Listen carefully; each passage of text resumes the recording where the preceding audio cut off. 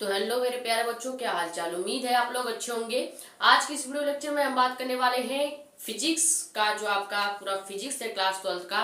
इस class 12 physics के 100 important question या 100 इंपॉर्टेंट टॉपिक जो हर बार रिपीट होते हैं, यानी ऐसे क्वेश्चन जो हर साल रिपीट होते हैं, वो आपको बताए जाएंगे।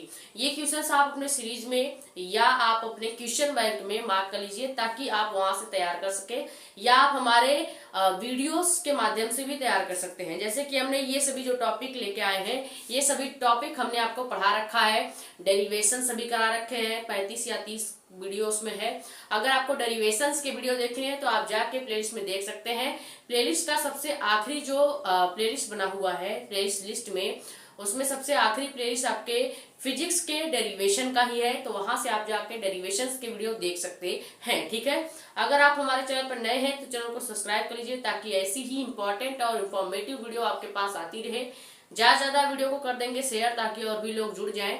अपने कमेंट या डाउट आप यहाँ पे या हमारा टेलीग्राम चैनल है जानकारी नीट की, वहां पे भी पूछ सकते हैं। ठीक है, आज खाली हम ये डिस्कस करेंगे कि पूरे क्लास 12 फिजिक्स में कितने इंपॉर्टेंट टॉपिक हैं जो हर साल रिपीट होते हैं, जो हर साल आते हैं। तो 100 ऐसे इंपॉर्टेंट टॉपिक हम आपको बताएंगे जो कि हर साल 1 नंबर, 2 नंबर या 5 नंबर में पूछे जाते हैं। ठीक है, तो इसमें सारे क्वेश्चन मिक्स हैं। मैं आपको बताती जाऊंगी कि कौन से क्वेश्चंस आपके 1 नंबर के हैं या परिभाषा बस में पूछा जाएगा, या कौन से क्वेश्चन 3 नंबर के हो सकते हैं, कौन से ज्यादा इंपॉर्टेंट है जो 5 नंबर के हैं। जिसमें मैं रेड मार्क की हूँ वो सभी इंपॉर्टेंट है, यानी वो रिपीटेड क्वेश्चन ही है या हर साल रिपीट होते हैं, किसी न किसी सेट में आते हैं, क्योंकि 7 सेट आपके यूपी बोर्ड में बनाए जाते हैं पेपर्स के। तो हो सकता है किसी न किसी सेट में आपको देखने को मिल जाए। ठीक है, तो पहले हम 20 क्वेश्चन देखेंगे, फिर अगले 20 क्वेश्चन, ऐसे करके हम 2-4 राउंड में आपके पूरे 100 क्वेश्चन देख लेंगे। ठीक है, तो 100 महत्वपूर्ण क्वेश्चन या फिजिक्स का, जो कि क्लास 12 फिजिक्स का हम बात करने वाले हैं।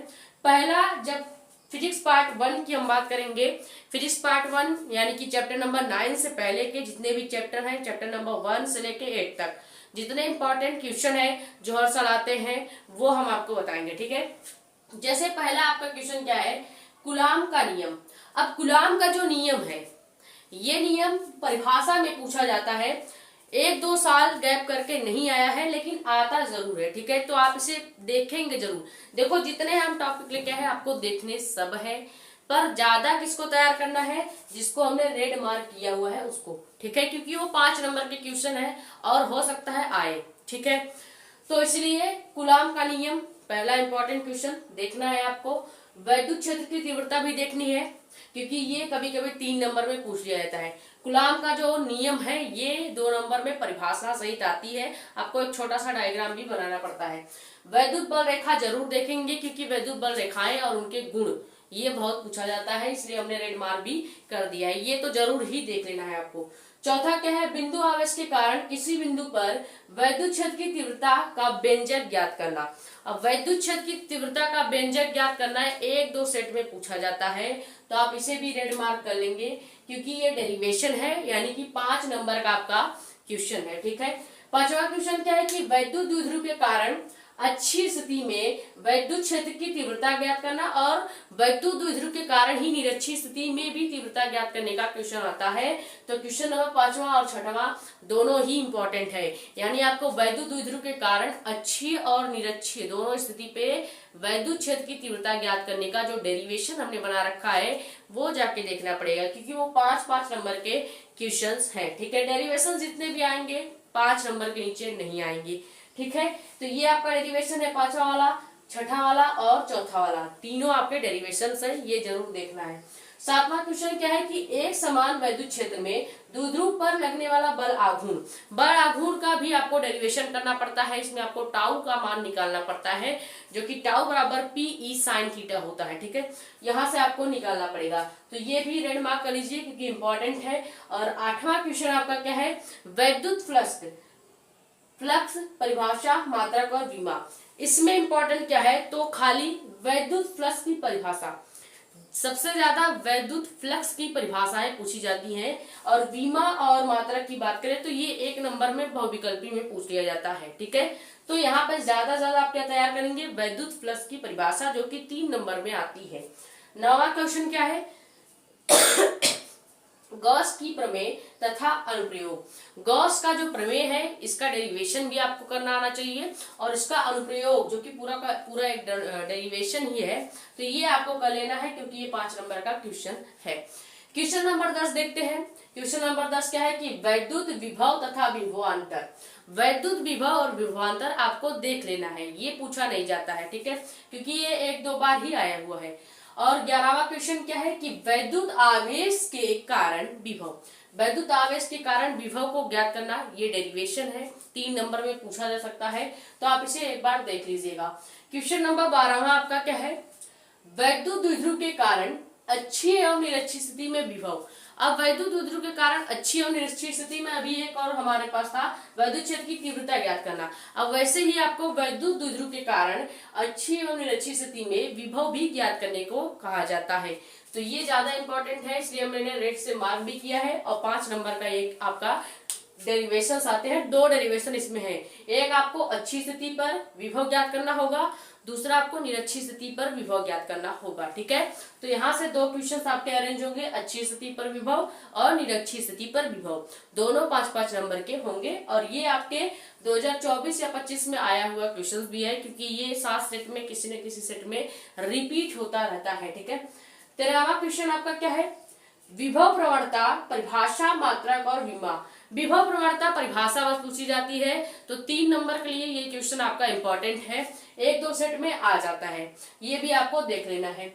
14वां क्वेश्चन, 15वां और 16वां ये इंपॉर्टेंट है, क्योंकि सम विभव पृष्ठ तथा इसकी विशेषताएं हर बार रिपीटेड क्वेश्चन है, यानी कि 2025 में नहीं आया है तो 24 वाले में जरूर आया होगा। ठीक है, उसके बाद 15वां क्वेश्चन क्या है, वैद्युत स्थितिज ऊर्जा का व्यंजक ज्ञात करना। ये आपका डेरिवेशन है, हमने करा रखा है, वहां से जाके आप देख लेंगे, और 5 नंबर का डेरिवेशन आएगा। 16वां क्वेश्चन क्या है कि एक समान वैद्युत क्षेत्र में द्विध्रुव को घुमाने में किया गया कार्य, ये भी आपका डेरिवेशन ही है, 5 नंबर का। 17वां क्वेश्चन है धारिता परिभाषा मात्रक और विमा। धारिता क्या है, उसकी परिभाषा, मात्रक और विमा। मात्रक और विमा क्वेश्चन में बहुत कम पूछे जाते हैं, ये आपके बहुविकल्पी में आते हैं। ज्यादा आप परिभाषा पर ही और मात्रक विमा पर भी फोकस कर लीजिएगा, क्योंकि वो 1 नंबर में आता है। ठीक है, तो आप छोड़ कुछ नहीं सकते हैं, मतलब 100 इंपॉर्टेंट टॉपिक में से छोड़ना कुछ नहीं है, बस उन पे ज्यादा फोकस करना है जिन पे मैंने रेड मार्क कर रखा है, और बाकी देखना आपको सब है। ठीक है, आपको लर्न 1-2 बार सबको करना है। उसके बाद आपका देखिए 18वां क्वेश्चन क्या है, विलगित गोली चालक की धारिता, ये आपको निकालना पड़ता है, ये भी डेरिवेशन ही है। 19वां क्वेश्चन क्या है, समांतर प्लेट संधारित्र की धारिता।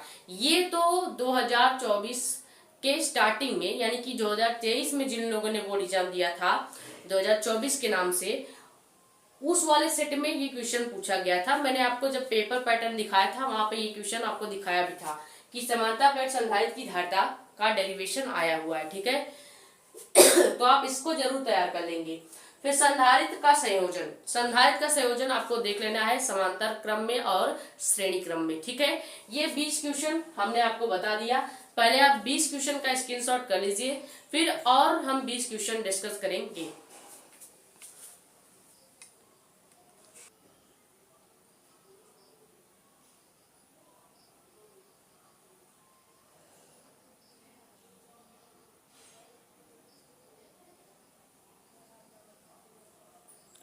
तो अब हम बात करते हैं कि आपका 21वां इंपॉर्टेंट क्वेश्चन कौन सा है। ठीक है, 21वां आपका क्वेश्चन है संधारित्र की प्लेटों के बीच ऊर्जा घनत्व का व्यंजक प्राप्त करना। ठीक है, ये जो है आपका डेरिवेशन है, और संधारित्र के प्लेटों के बीच जो ऊर्जा घनत्व होता है, ये वाला जो क्वेश्चन है 2-3 बार पूछा जा चुका है। ठीक है, ये आपके बोर्ड एग्जाम के लिए इंपॉर्टेंट है, इसलिए हमने रेड मार्क कर दिया। ठीक है, रेड मार्क जितने क्वेश्चन दिख रहे हैं वो आपको जरूर तैयार कर लेना है, 5 नंबर वाले क्वेश्चन है और बोर्ड एग्जाम में आए हुए क्वेश्चन है। आते सब है, पर ज्यादा जो आता है, जो हर बार सेट में देखने को मिलता है, उसे ही है बस हम रेड मार्क कर रहे हैं। ठीक है, तो आपका 22वां क्वेश्चन क्या है, अनुगमन वेग तथा अपवाह वेग। अनुगमन वेग की डिफिनीशन बहुत पूछी जाती है 3 नंबर में, ठीक है, तो आपको ये भी तैयार कर लेना है। देखो देखना है आपको सभी टॉपिक है, छोड़ना आपको कोई नहीं है। अगर आपने छोड़ा तो आप अपने रिस्क पे छोड़िए, मेरे रिस्क पे मत छोड़िए, कि ऐसा नहीं है कि मैंने कहा ये इंपॉर्टेंट नहीं है तो आपको नहीं देखना, देखना आपको सब है, ठीक है, लेकिन ज्यादा किसको देखना है, जो रेड मार्क किया गया है। 23वां क्वेश्चन आपका क्या है, धारा घनत्व। धारा घनत्व का भी परिभाषा ही पूछा जाता है। ये जो आपको छोटे छोटे क्वेश्चन दिख रहे हैं ये 2-3 नंबर के आते हैं, जैसे आपका अनुगमन वेग या अपवाह वेग 2-3 नंबर का आता है, धारा घनत्व आपका 2-3 नंबर का आएगा, ओम का नियम आपका 3 नंबर का आता है, फॉर्मूले के साथ आपको लिखना पड़ता है। अनुगमन वेग के आधार पर ओम के नियम की उत्पत्ति कीजिए, ये आपका डेरिवेशन है। 25वां क्वेश्चन है 5 नंबर का आएगा। 26वां क्वेश्चन क्या है कि विशिष्ट प्रतिरोध तथा प्रतिरोधकता, इन दोनों में अंतर पूछा जाता है, ठीक है, तो ये भी आपका 3 नंबर के लिए डिफिनीशंस आएंगे, जैसे विशिष्ट प्रतिरोध का डिफिनीशन आएगा और प्रतिरोधकता का डिफिनीशन आएगा। उसके बाद 27वां क्वेश्चन क्या है, विशिष्ट चालकता, ये भी डिफिनीशन में ही आएगा 3 नंबर का, तो इसको भी आप तैयार कर लेंगे। 28वां क्वेश्चन क्या है कि वैद्युत ऊर्जा तथा वैद्युत शक्ति क्या है, ये भी डिफिनीशन में ही आएगा।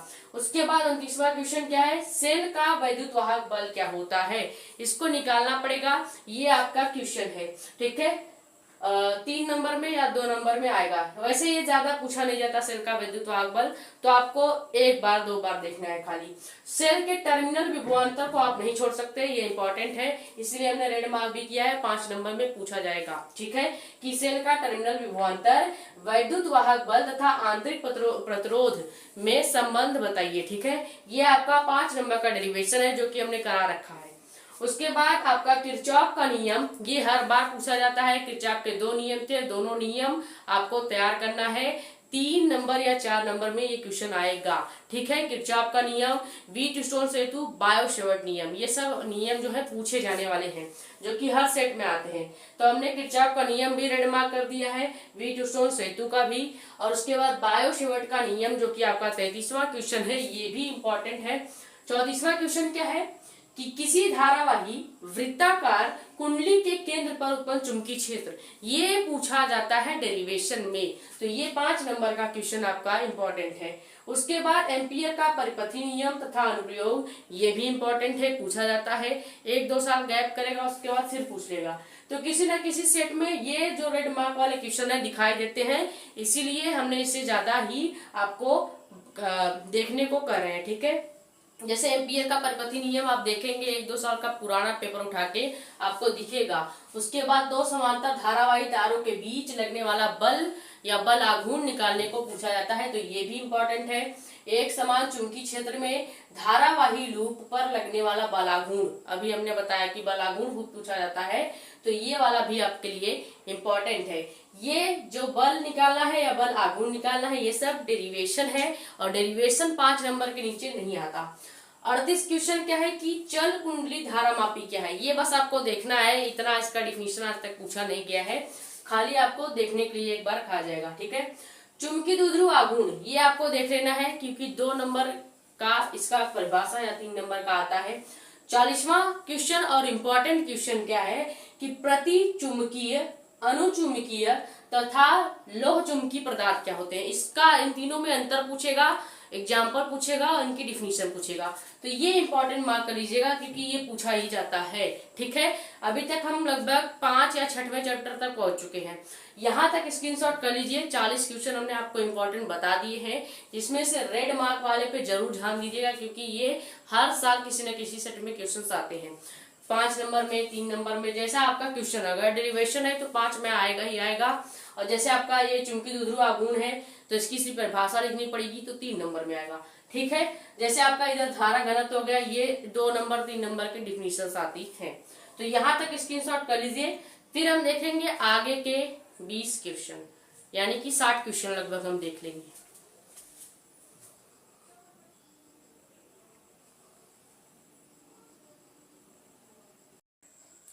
तो क्वेश्चन नंबर 41वां आपका जो है वो बहुत इंपॉर्टेंट क्वेश्चन है। वो क्या है कि फैराडे के वैद्युत चुंबकीय प्रेरण का नियम बताएं। फैराडे के दो नियम थे, धारा नियम और बंदपास का नियम। ये दोनों नियम आपको तैयार कर लेना है, इसलिए हमने इसको रेड मार्क कर दिया है।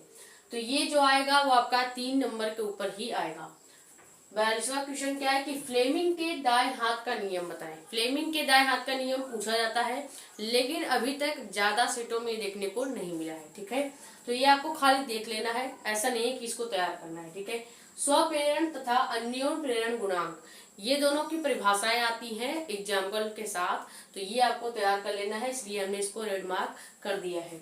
44वां क्वेश्चन क्या है कि प्रत्यावर्ती धारा के शिखर मान, वर्ग माध्य मूल मान में संबंध बताएं।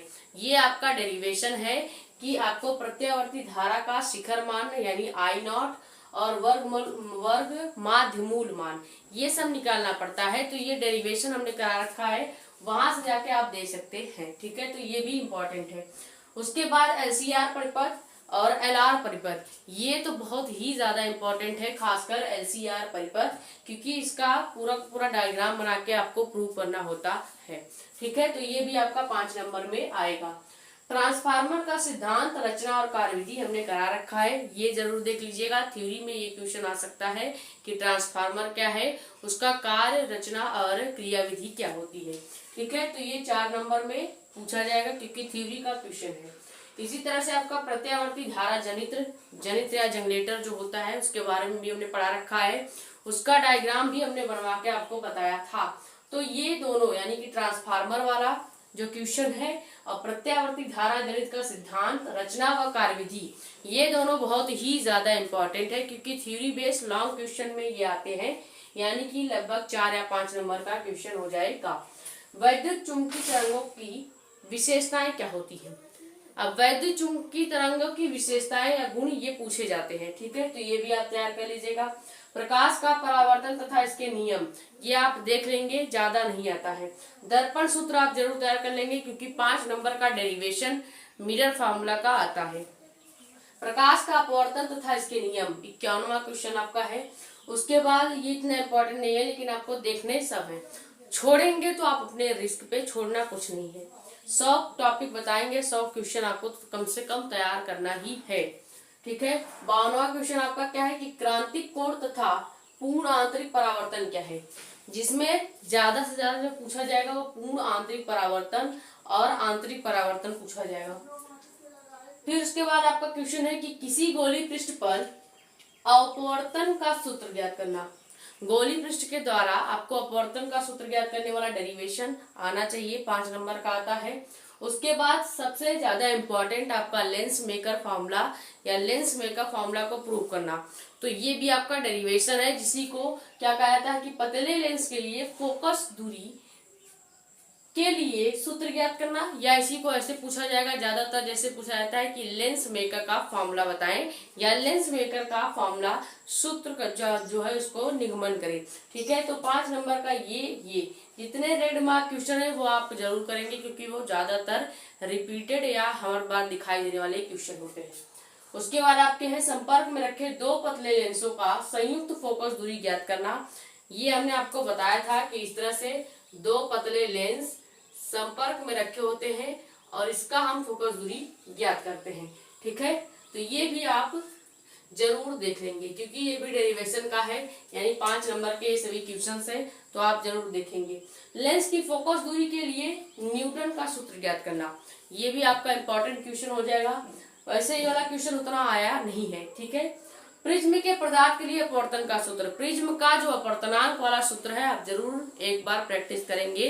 प्रिज्म का जो डेरिवेशन है हमने करा रखा है, वहां से जाके आप एक बार प्रैक्टिस कर लीजिएगा।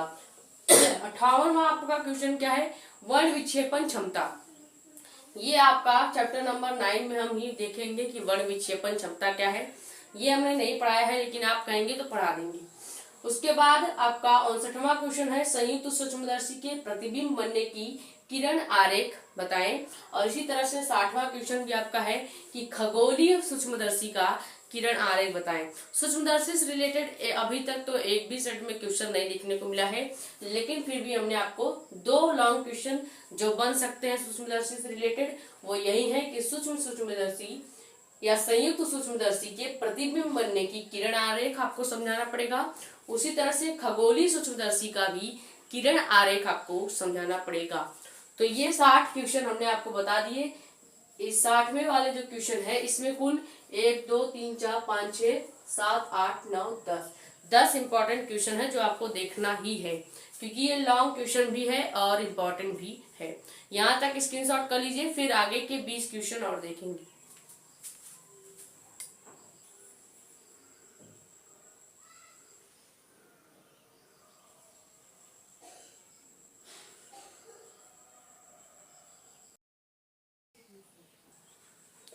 तो क्वेश्चन नंबर 61वां जो कि आपका फिजिक्स का ही इंपॉर्टेंट क्वेश्चन है वो अब हम डिस्कस करेंगे। 61 से पहले तक हमने कल डिस्कस किया था, क्योंकि कल लाइट कट गई, इस वजह से पूरा वीडियो शूट नहीं हुआ। तो आज जो है यानी कि दूसरे दिन हम बाकी के बचे 20 क्वेश्चन भी डिस्कस कर लेते हैं। दोनों वीडियो को एक ही में मर्ज कर देंगे, ठीक है।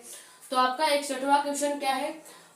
पर्यावर्ती या परावर्तित दूरदर्शी के प्रतिबिंब बनने का किरण आरेख बताएं। ठीक है, तो किरण आरेख आपको दूरदर्शी के प्रतिबिंब बनने का बताना होगा। ये क्वेश्चन इंपॉर्टेंट है। उसके बाद तरंगाग्र तथा इसके प्रकार। तरंगाग्र और उसके प्रकार के जो क्वेश्चन है 3 नंबर का आएगा। ये डिफिनीशन पूछा जाता है। हाइगेंस के द्वितीयक तरंगाओं का सिद्धांत इंपॉर्टेंट है, लेकिन इससे ज्यादा इंपॉर्टेंट ये है कि आप हाइगेंस के द्वितीयक तरंगाओं का जो अपवर्तन और परावर्तन दोनों का जो डेरिवेशन करना पड़ता है वो आप सीख लें। ये दोनों हमने करा रखा है। हाइगेंस के द्वितीयक तरंगाओं के सिद्धांत के आधार पर अपवर्तन और परावर्तन दोनों का ही डेरिवेशन हमने कराया है। तो 5 नंबर के लिए आपका 64वां और 65वां क्वेश्चन इंपॉर्टेंट है, इसको जरूर से कर लीजिएगा। उसके बाद व्यतिकरण तथा इसकी आवश्यक शर्तें कभी कभी पूछ लिया जाता है, 3 नंबर का क्वेश्चन होगा क्योंकि डिफिनीशन टाइप क्वेश्चन है।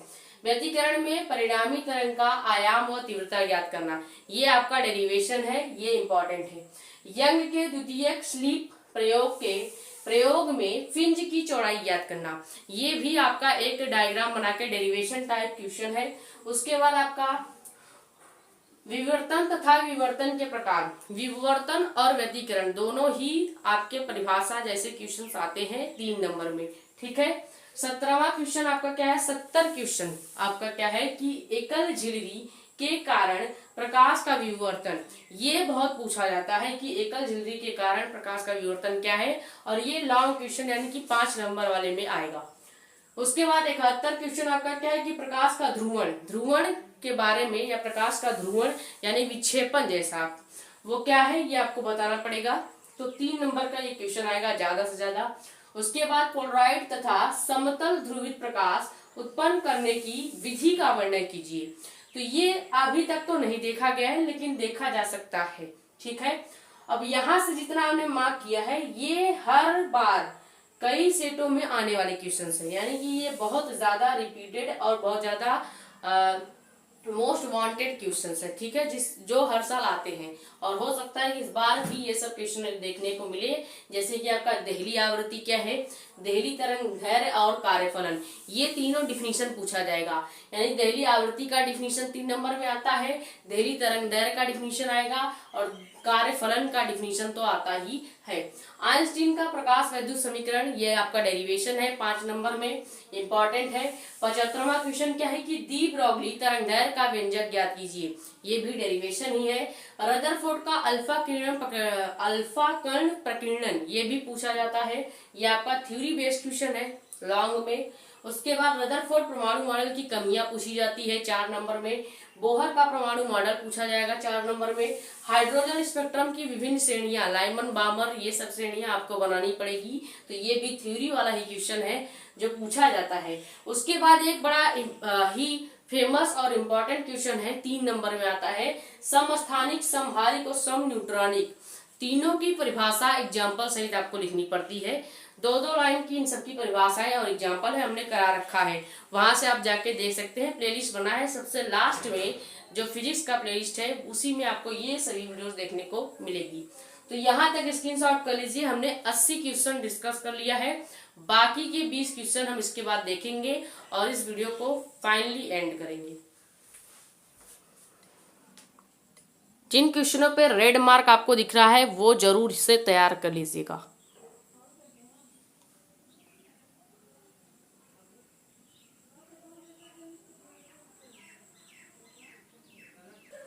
तो क्वेश्चन नंबर 81 जो है वो हम देखेंगे। ठीक है, तो क्वेश्चन नंबर 81, तो क्वेश्चन नंबर 81 आपका क्या है कि नाभिकीय बल तथा इसकी विशेषताएं बताइए। नाभिकीय बल और इसकी विशेषताएं, ये आपका चैप्टर नंबर 13 की बात हो रही है और चैप्टर नंबर 13 में ये क्वेश्चन बहुत पॉपुलर है, पूछा जा सकता है। उसके बाद परमाणु द्रव्यमान ऊर्जा, या इसी को एक एएमयू करके आएगा, 1 या 2 नंबर का मात्र परिभाषा ही आएगा। एक एएमयू का परिभाषा आपको केमिस्ट्री में भी पूछा जाता है। ठीक है, उसके बाद 83वां क्वेश्चन क्या है कि द्रव्यमान क्षति क्या होती है, डिफिनीशन बताएं। बंधन ऊर्जा का आपको डिफिनीशन बताना पड़ेगा। ये आपके थ्योरी वाले चैप्टर्स हैं। चैप्टर नंबर 13, 14 आपका थ्योरी वाला चैप्टर है। उसके बाद नाभिकीय विखंडन और नाभिकीय संलयन, मोस्ट इंपॉर्टेंट। इसको फिर से हम लिख देते हैं एक बार, इंपॉर्टेंट, क्योंकि हर बार नाभिकीय विखंडन और नाभिकीय संलयन दोनों क्वेश्चन एक साथ पूछे जाते हैं। ठीक है, तो इसको जरूर ही तैयार कर लीजिएगा, क्योंकि इसके डिफिनीशन और इसके एग्जाम्पल्स आता है कि आपका नाभिकीय विखंडन और नाभिकीय संलयन क्या है। उसके बाद 87 क्वेश्चन आपका क्या है कि सौर ऊर्जा तथा इसका स्रोत क्या है। सौर ऊर्जा क्या है और उसका स्रोत क्या है। उसके बाद युग्म उत्पादन तथा युग्म विनाश क्या है। संयोजी ऊर्जा बैंड, आपका 14वां चैप्टर चालू हो गया यहाँ से। संयोजी ऊर्जा बैंड और चालन ऊर्जा बैंड क्या होता है, ये आपका इंपॉर्टेंट टॉपिक है। ठीक है, जब टॉपिक में मतलब क्वेश्चन है, क्योंकि जो आपका अर्धचालक वाला चैप्टर है इसमें से खाली पीएन संधि डायोड ही है। इसमें से आपका जो ट्रांसजेस्टर जैसा आपका जो था टॉपिक वो हट गया है, भंजन ऊर्जा ये सब आपके हट गए हैं। तो इस वजह से केवल पीएन संधि ही इसमें पढ़ना है। तो पीएन संधि से रिलेटेड जितने क्वेश्चंस हैं लॉन्ग में वो सभी इंपॉर्टेंट है। जैसे आपका पीएन या पी टाइप अर्धचालक, ये 3 नंबर का आपका डिफिनीशन आ जाएगा कि पी टाइप का अर्धचालक क्या होता है, एन टाइप का अर्धचालक क्या होता है, पीएन संधि डायोड क्या होता है। उसके बाद अवक्षय परत और विभव प्रचारी या विभव प्राचीर क्या होता है।